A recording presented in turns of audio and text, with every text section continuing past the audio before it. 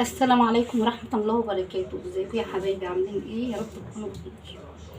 النهارده بقى هنعمل ايه؟ هنعمل محشي علشان البنات اللي مش بيعرفوا يعملوا المحشي.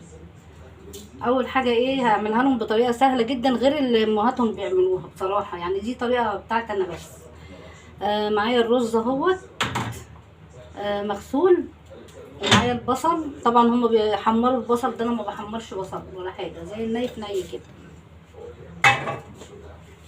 معايا الخضرة اهي، طبعا دي كانت في التلاجة اهي، هنحط منها. انا بجيبها واغسلها واحطها، بخليها يعني ايه، اما بحتاجها بطلعها من التلاجة. ومعايا الصلصة اهي، طبعا الصلصة الوحيدة هي اللي انا مسبكاها. هي مسبكاها ازاي؟ حاطه لها حبة زيت، حاطه زيت طبعا اهي كلها. يلا انا حطيت منها الفراخ طبعا، انا خدت شوية صلصة حطيتهم من الفراخ، يعني حطيت كله ني في ني كده، ما سبتش. دي طريقه جميله جميله. بعد كده بقى ايه؟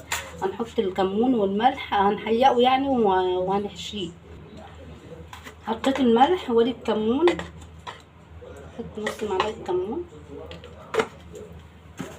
واللي عايز يحط شطه. انا خلاص يا حبايبي عملت الترجيعه، دلقتها هنا طبعا زي ما انتوا شفتوا كده.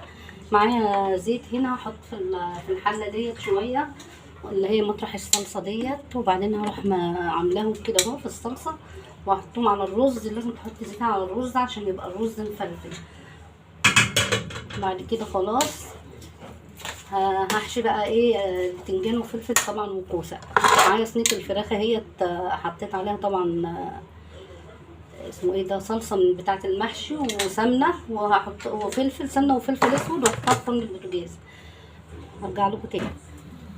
هنا معايا بقى البتنجان والفلفل والكوسه اهوت، غسلته طبعا غسله حلوه، وحطيت عليه خل. لازم تحط عليه خل علشان ما تعرفش الايدين اللي مسكته.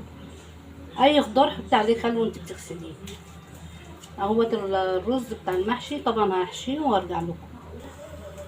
خلاص كده يا حبايبي، حشيت المحشي زي ما انتم شايفين اهو، مال الحله. معايا الشوربه دي اللي هسقي بيها المحشي، احط لها ملح وكمون وشطه، وهسيبها تغلي، واول ما تغلي هروح حطها على المحشي. خلاص الشوربه غليت، هناخد بقى الشوربه ونسقي بقى المحشي.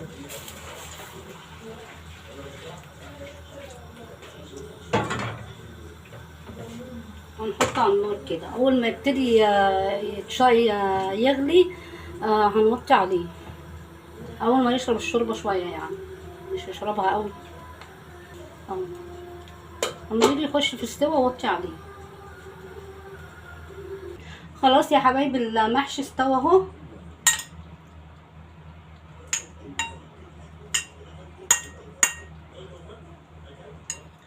جميل جميل.